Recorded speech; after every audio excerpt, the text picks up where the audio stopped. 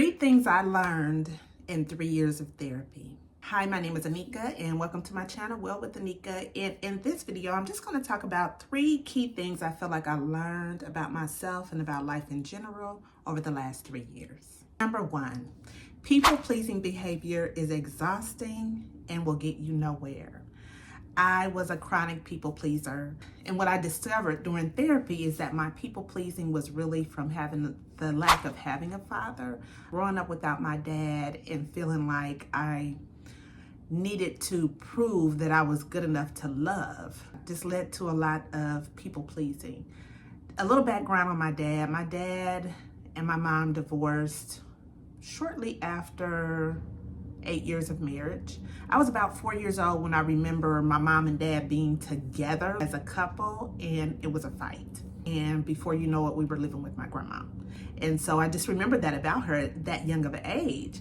Thereafter, I remember short visits with my father, with him just kind of stopping by. Not sure why he would stop by, but he just kind of stopping by. And every time I saw him or he interacted with me, it was always kind of negative.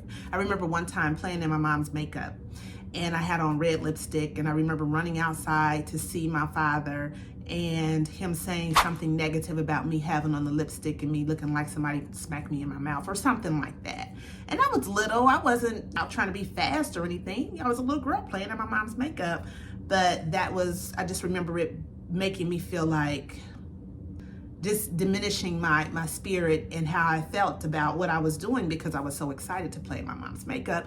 And it was obvious he didn't like it. There was another time, and the last time I really felt like I'm over this with assuming or thinking that my dad was going to do something different in my life was when I graduated high school and he wanted to come and get a copy of my birth certificate. And when he came over and got a copy of it, shortly after, child support stopped. Now, when I graduated, I was 17 years old. And normally people are about 18 years old when they get out of high school. I was 17 and he needed my birth certificate to prove, sorry, not my birth certificate, my diploma. And he needed the diploma to show child support that I had graduated school and he no longer needed to pay child support for me. And I thought he came and got it to kind of brag about me or to be proud of me, or he wanted a copy of it to display on his mantelpiece like my mom had. But no, it was because he wanted to show child support that I had graduated high school and they needed to stop taking money out for me, out of his check.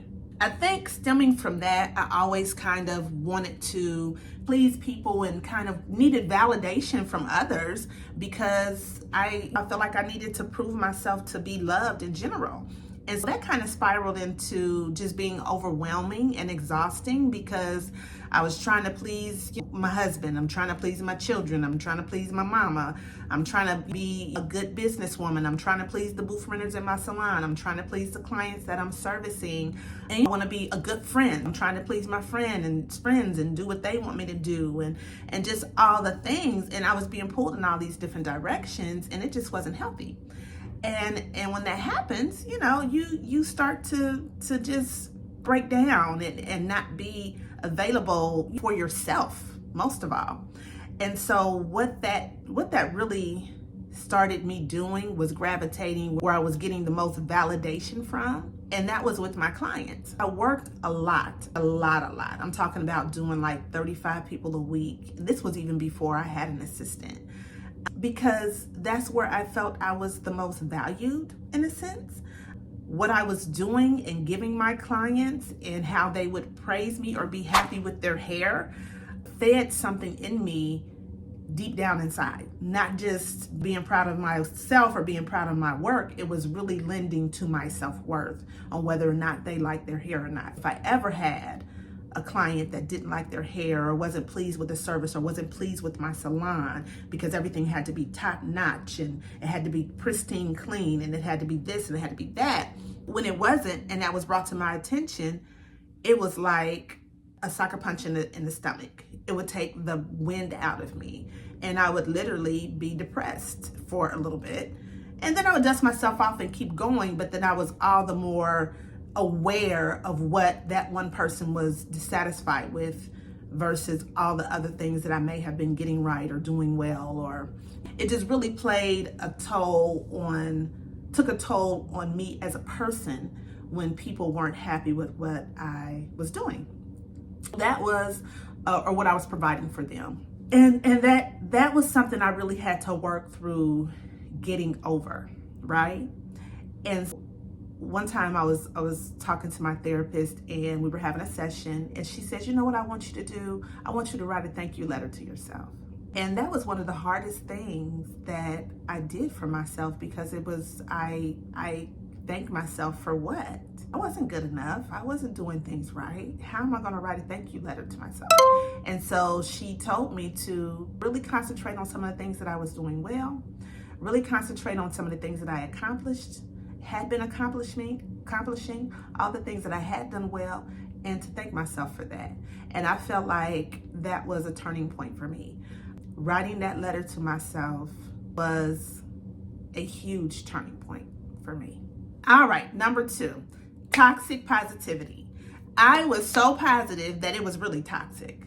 Toxic positivity is one of those things that you do, this outlook that you have on life, regardless whether it is so devastating, you push it down on the inside and you still show up with a smile on your face. I remember talking to my therapist about my brother dying, and the whole time I was telling her about how I went up into the room and he was on a ventilator, and 23 days went by, and the whole time I'm telling her about his journey to death, I had a smile on my face. And it was literally making me sick on the inside. It was literally, I just didn't feel well. I was depressed. I felt heavy, and it just was settling in my body because I wasn't allowing myself to feel the negative effects of grief. I would also do another thing that I had a best friend, God rest her soul, she's in heaven now. And she's resting. And she was very ill, very, very sick. It had been for a long time. We've been friends for over 20 years. And I would compare if something went wrong in my life, or something wasn't going well, or something didn't work out the way I wanted it, or if something really bad happened to me or something hurt my feelings, I would always say, well, you know what, I can complain, but my life isn't like, I have no reason to complain. God is good. I'm here. I'm living. And I wouldn't let myself be angry or upset about something that didn't go my way, or something that didn't work out, or the fact that somebody ran into my car. But I lived, so I'm going to be positive about that because I could have died in a car crash.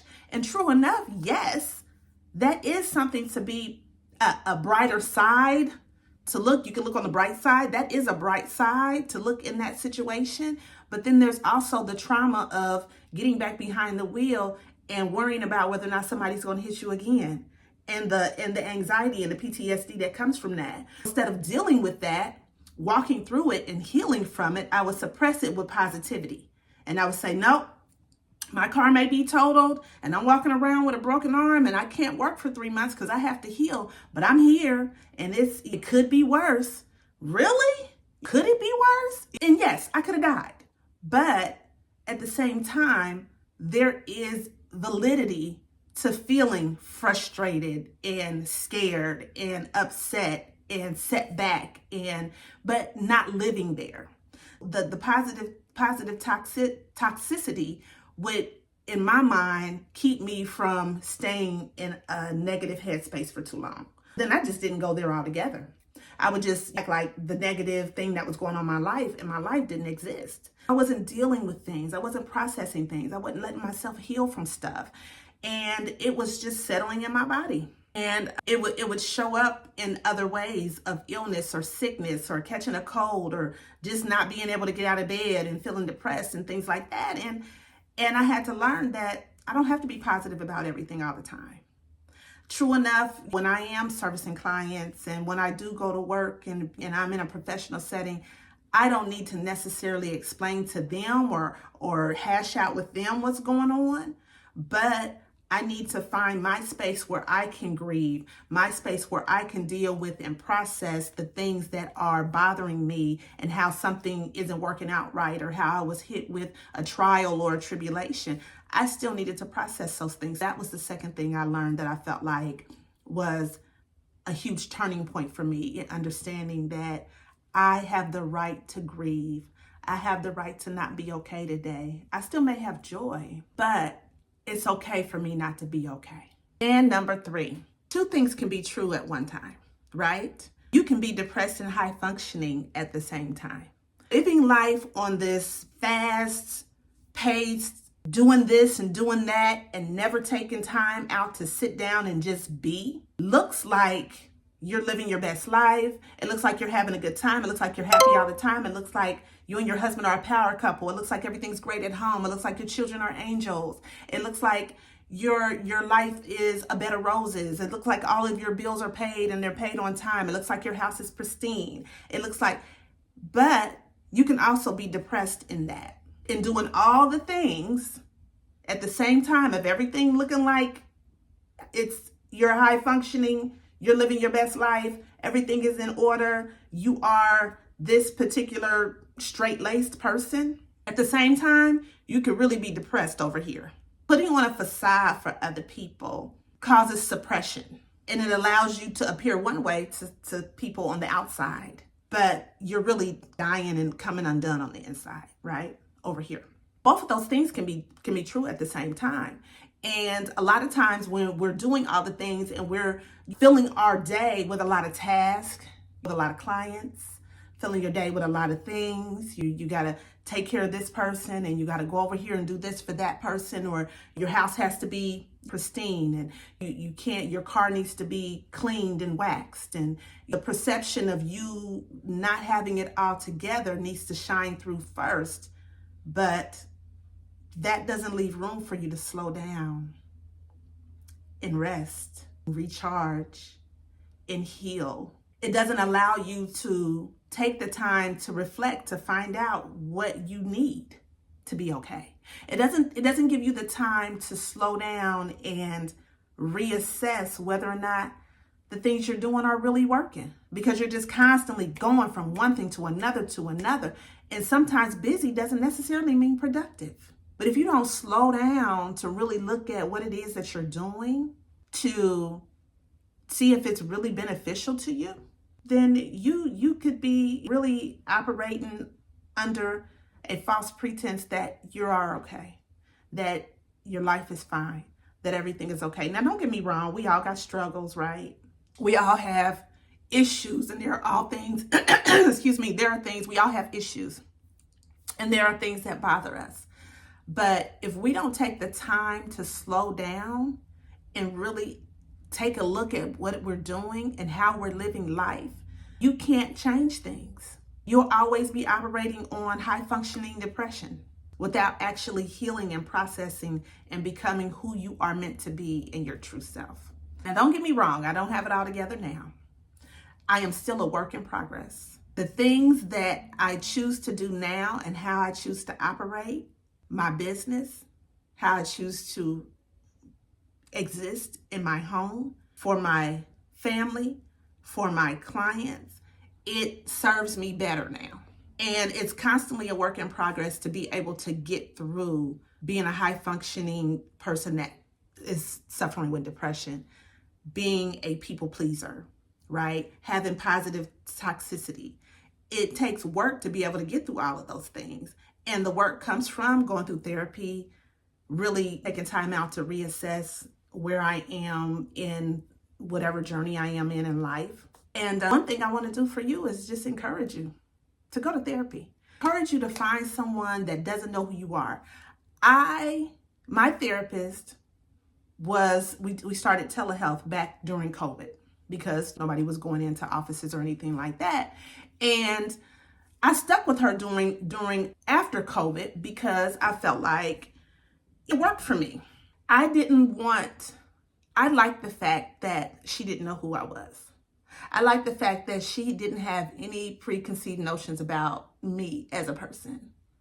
I liked the fact that she didn't know my Facebook, that she wasn't a client, that she didn't attend my church. I liked the fact that she got from me what I told her, instead of her having a perception of who I was based off of how I presented myself in the world, or how I presented myself in church, in the workplace, on social media.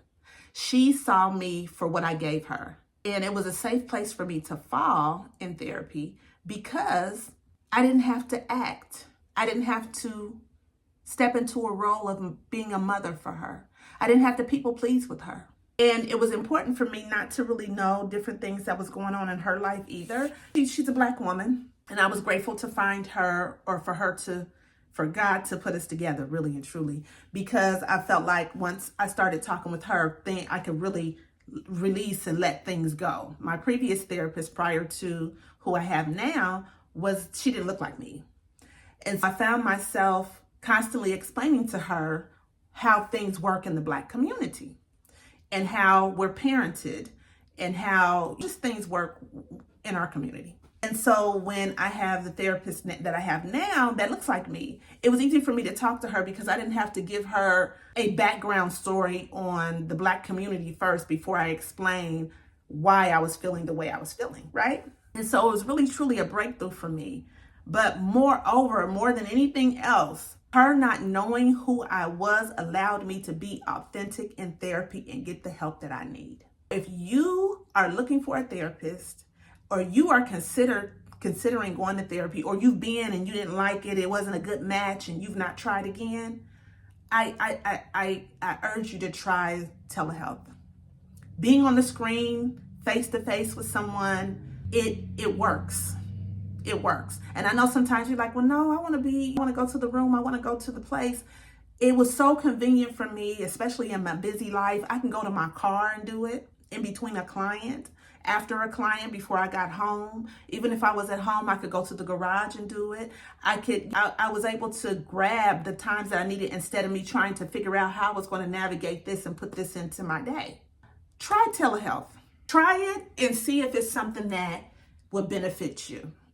But I think that we all owe it to ourselves to talk to someone to process things that we have going on in our minds, things that we're dealing with that we've suppressed, grief, challenges we're having in the workplace, especially as menopause women who are going through menopause, perimenopause, and we have all of these shifts in our personality and our hormones.